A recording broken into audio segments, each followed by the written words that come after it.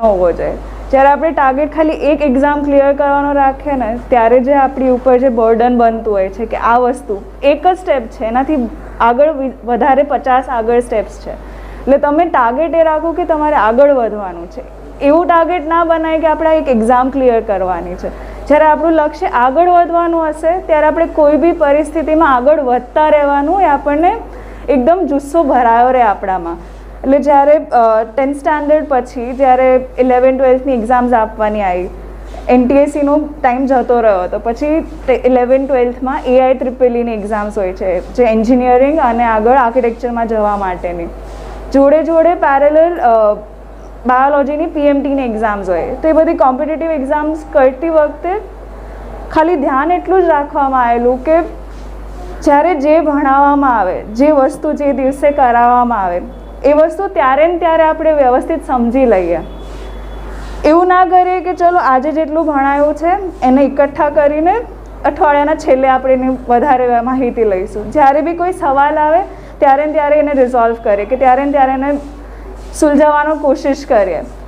એનાથી થાય છે કે એવું કે જ્યારે એક્ઝામ્સ આવે ને, આ એક્ઝામ્સના આગલે દિવસે આપણા ઉપર બર્ડન ના હોય. એટલી બધી વખત એની પ્રેક્ટિસ થઈ ગઈ હોય, એટલી બધી વખત એ ડાઉટ સોલ્વ થઈ ગયા હોય કે ફાઇનલ એક્ઝામ વખતે તમને બર્ડન ફીલ ના થાય. અને એક્ઝામ આ જે NTSCની એક્ઝામ્સ છે, એપ્ટિટ્યૂડ બેઝડ એક્ઝામ્સ છે, તો એમાં થાય કેવું કે ખાલી સિલેબસ બેઝ ના હોય. તમે મતલબ રોજિંદી લાઈફમાં તમે જેટલી બી આજુબાજુની વસ્તુઓ છે, તમે ચેસ રમી શકો, તમે સુડોકુ રમી શકો, એ બધી ગેમ્સ ખાલી ભણવાથી નહીં આવશે. આ જે એપ્ટિટ્યૂડની એક્ઝામ્સ છે, જે મેટ છે, NTSCનો એક પાર્ટ છે, એમાં બીજી બધી એક્ટિવિટીઝ, જેટલી બી ગેમ્સ તમે રમી શકો, જેટલી બી ઓબ્જેક્ટ આઈડેન્ટિફાઈંગ ગેમ્સ રમી શકો, એ બધી ગેમ્સ બી તમને એટલી જ હેલ્પ કરશે જેટલું તમે 8th, 9th, 10thનું જે સોશિયલ સાયન્સ છે કે સાયન્સ છે કે મેથ્સ તમને હેલ્પ કરવાનું છે, જે SATમાં તમને હેલ્પ કરશે. પણ જોડે જોડે આ બધી જે ગેમ્સ છે, જે બીજી બધી એક્ટિવિટીઝ છે આજુબાજુ, એનાથી થાય કેવું કે તમે જે રોજેનું જે અભ્યાસ કરી રહ્યા હો એની સાથે તમને માઇન્ડને ખુલવા માટેની બીજી બધી એક્ટિવિટીઝ જોઈએ જે તમને ગેમ્સ અને એનાથી મળી શકે છે. એટલે જ્યારે માઇન્ડ ખુલી જાય, એક વખત એ રિફ્રેશમેન્ટ મળી જાય તો તમે પાછું જ્યારે ભણવા બેસો છો ત્યારે સેમ કોન્સન્ટ્રેશન સાથે તમે બેસી શકો. પ્લસ જ્યારે બી AIEEE કે IITની એક્ઝામ્સ આપવાની આવતી હતી ત્યારે અમે લોકો એવરી વીક જેટલી બી એક્ઝામ જેટલું બી ભણ્યું હોય એનું ત્યારે ને ત્યારે એક ક્વેશ્ચન પેપર તરીકે રિઝોલ્વ કરી નાખવાનું. જાતે જ ક્વેશ્ચન્સ બનાવી નાખવાના, એના આન્સર્સ લખવાના અને એમાંથી ડિરાઈવ કરી લેવાનું કે મને શું આવડ્યું ને શું ના આવડ્યું. આવડી ગયું એના માટે ખુશ થઈ જવાનું ત્યારે ને ત્યારે, પણ જે ના આવડ્યું એના માટે ત્યારે ને ત્યારે એના ઉપર કોન્સન્ટ્રેટ કરીને વિચારી લેવાનું કે આમાં હું ક્યાં ના થયું મારાથી, શું ભૂલ કરી. એટલે ફરીથી પેપર બનાવવાનું. ત્યારે એ જે અઘરા સવાલો લાગ્યા ને એ અઘરા સવાલો વધારે રાખવાના નેક્સ્ટ ક્વેશ્ચન પેપરમાં. તો આવી રીતે થયું કેવી રીતે કે જ્યારે બી એક્ઝામ્સ નજીક આવતી ગઈ ત્યારે ખબર પડી ગઈ કે હવે તો કંઈ અઘરું બચ્યું જ નથી. કારણ કે હવે તમે હંમેશા એક વખત સહેલું અઘરું પહેલાં સહેલાથી શરૂ કર્યું, અઘરા સુધી પહોંચે તો છેલ્લે બધું સહેલું જ થઈ જવાનું છે. खास बात तो ये है कि ज़्यादातर लोग जो मैथ करते हैं तो पहला ही सीधा मैथ पे कूद जाते हैं. और फिर होता क्या है, मैथ में कैसा होता है कि आप 5-10 मिनट ट्राई करोगे तो जवाब मिल जाएगा. तो आदमी 5-10 मिनट एक सवाल के पीछे फंस जाके अपना आगे का कर नहीं पाता है पूरा. इसलिए जब भी आप कॉम्पिटिटिव एग्जाम में जाते हैं तो आपको सोशल स्टडीज़ का पहला पेपर देना है, क्योंकि उसमें आपको सवाल आता है या नहीं आता है. दो चीज़ हो सकती है. आपको 10 मिनट की एक सवाल पे जाओगे तो आपको सवाल तो आने का नहीं है. मैथ्स में तो आप सम करोगे तो जवाब भी आ जाएगा, लेकिन सोशल स्टडीज़ में तो आने वाला नहीं. याद आ सकता है, इसलिए सोशल स्टडीज़ का पहले देना है, टाइम मैनेज करना है. सवाल आता हो या ना आता हो, जवाब आपको लिखना है. दूसरा,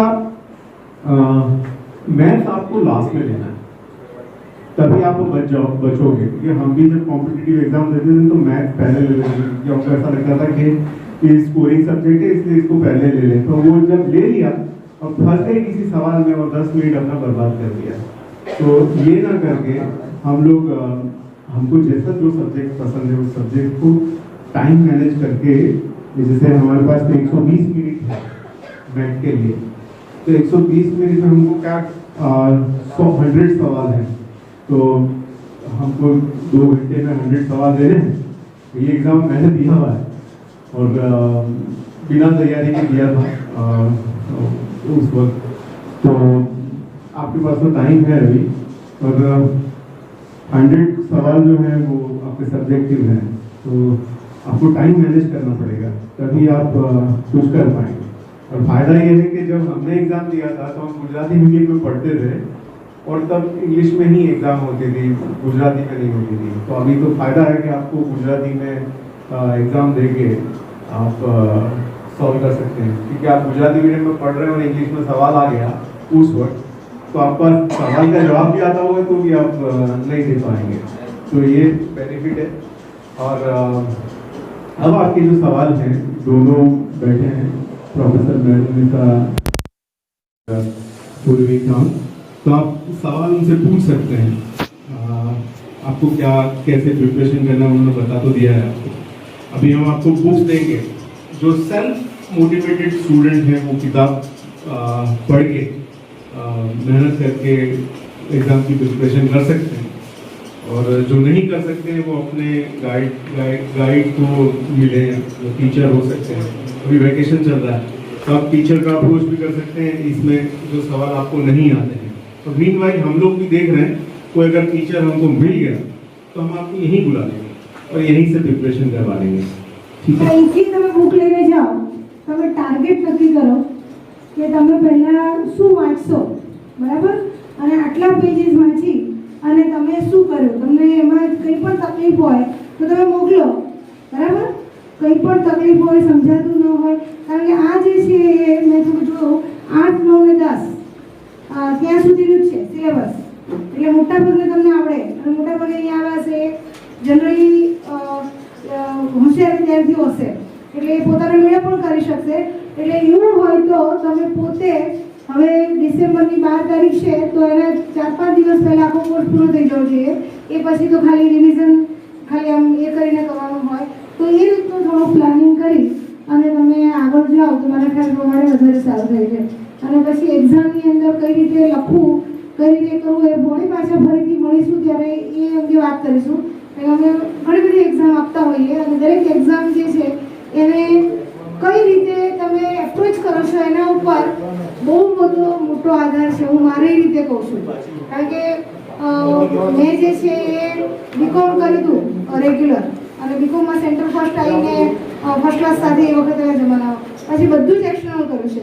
અને કૌશલભાઈ નવાઈ લાગશે તો મેં એમકોમ વિથ કોસ્ટિંગ સર્વિસ સાથે એફડીની સર્વિસ જ્યાં પુષ્કળ કામ કરવું પડે એ વખતે પણ અત્યાર જેવું જ હતું, અત્યારથી વધારે વાતાવરણ સ્ટ્રિક્ટ હતું. પછી એમકોમ વિથ સ્ટેટિસ્ટિક્સ પૂરેપૂરું જાતે તૈયાર કરીને, અને એ પછી સર્વિસ સાથે જ આ બધું વચ્ચે બીએડ કર્યું. બીએડની અંદર પણ હું ગુજરાત યુનિવર્સિટી ફર્સ્ટ આવી, કે જેની અંદર મેં સર્વિસ સાથે સાથે સવારમાં સ્કૂલ પર હોય અને ત્યાંથી પછી ધંધુકા કોલેજ ગઈ, તો ધંધુકા કોલેજથી બપોર પછી અહીં આવું એવું કરીને. અને એ પછી મેં બાળકોની જવાબદારી સાથે છેક 2003માં એમફિલ કર્યું, અને એ એમફિલ સોશિયલ એન્થ્રોપોલોજી સાથે. હું તમને શા માટે કહું છું કે તમે જો ઈચ્છો ને તો કોઈ બી સબ્જેક્ટમાં આ જરાક એ કરો તો થાય. હવે એમએ વિથ સાયકોલોજી વાળા વિદ્યાર્થીઓ ગુજરાત વિદ્યાપીઠમાંથી કર્યું, આ બધું ગુજરાત યુનિવર્સિટીમાંથી કર્યું હતું, હવે જે છે એ ગુજરાત વિદ્યાપીઠમાંથી. તો એમએ વિથ સાયકોલોજી વાળા વિદ્યાર્થી, મારી સાથે એક વિદ્યાર્થી હતો તો હંમેશા ફર્સ્ટ આવે, એમએ ફર્સ્ટ, એમએમાં વિદ્યાપીઠમાં સૌથી ફર્સ્ટ આવ્યો. હવે એ જે એમફિલનું રિઝલ્ટ આવ્યું ત્યારે નવાઈ વચ્ચે મેં એકદમ હાફ હાર્ટેડલી, એટલે મારી બધી જવાબદારીઓ હતી, મને ખબર છે આગલી રાતે મારે ઇમરાનની સેકન્ડ ટેસ્ટ હતી અને એ જીદે ચડ્યો કે તમે ભણાવો તો જો ભણો, સંસ્કૃત પ્લસ જો કરાવો, તો મેં એને કરાવ્યું હતું અને પછી મારું કરતી હતી. તો પણ હું ગુજરાત વિદ્યાપીઠમાં એમફિલમાં first rank, first class first. એટલે તમે વિચારી શકો છો કે મારો સબ્જેક્ટ નહીં, મારો સબ્જેક્ટ શું કોસ્ટિંગ, પછી શું સ્ટેટિસ્ટિક્સ, પછી સોશિયલ એન્થ્રોપોલોજી કે જેને કઈ લેવા દેવાનું, અને પછી પાછું પીએચડી કરું કે જે એમાં તો ક્લાસ હોતો નથી પણ એની જે સમય મર્યાદા હોય એનાથી 2 મહિના પહેલાં મારું કામ પૂરું કરીને મેં મૂકી દીધેલું. એટલે તમને અહીંયા હું એટલા માટે કહું છું કે કોઈ પણ સબ્જેક્ટ હોય, તમે આમ એવું નહીં કે આ મારો સબ્જેક્ટ ના, અત્યારનો જમાનો એવો છે કે મલ્ટી આખું તમારે એ કોર્સીસ પસંદ કરવા પડે. અને મને અમેરિકાની સિસ્ટમ એટલા માટે ગમી કે ત્યાં જઈને તમે અહીંયા સાયન્સમાં ભણ્યા હોય અને ત્યાં તમે કોઈ બી સબ્જેક્ટમાં ભણવું હોય તમે ભણી શકો. અત્યારે પણ એ તમે ધ્યાન રાખજો. अस्सलाम वालेकुम. थोड़ा जोर से. आज हम लोग यहाँ पे जो मौजूद हुए हैं वो आप थोड़ा इसका हम हिस्ट्री या थोड़ा पीछे जाएं तो देखें बहुत लोगों की मेहनत है कि ये एग्ज़ाम जो है इस बार हम गुजरात के लोग हैं, वैसे 50 साल से ये एग्ज़ाम होती आई है, लेकिन फीस अगर आप सिलेबस देखेंगे तो गुजरात के अंदर गुजरात जीएसडीपी का एक सिलेबस रहता था और उसी के हिसाब से हम सेंट्रल बोर्ड से ही पढ़ते थे. लेकिन अब एनसीईआरटी इंक्लूड हो गया है तो उसके नियम अनुसार हमको इस एग्ज़ाम देने का भी मौका मिला है हमको. तो एनटीएससी जो है वो आप समझ सकते हैं कि एनटीएससी शब्द को अगर हम निकालें तो सिंपल भाषा में बोलते प्रतिभा शोध, कि भाई जो टैलेंट है वो टैलेंट को बाहर निकालना है, उस हिसाब से इसकी एग्ज़ाम होती है. थोड़ी देर पहले मैं बैठा था जब किसी ने पूछा था कि भाई एग्ज़ाम में 10th में अगर फेल हो जाता है और इसमें पास हो जाता है तो क्या. सबसे पहले तो आप ये समझ लीजिए कि जैसे सैयद साहब ने बात बताई कि इम्पॉसिबल है, हालांकि इनकी बात को मैं प्रूव कर देता हूँ. आप अगर ये कोर्स खोल के देखोगे तो आपको एग्जैक्टली आइडिया आ जाएगा कि इसको कितना डीप से समझाया गया है.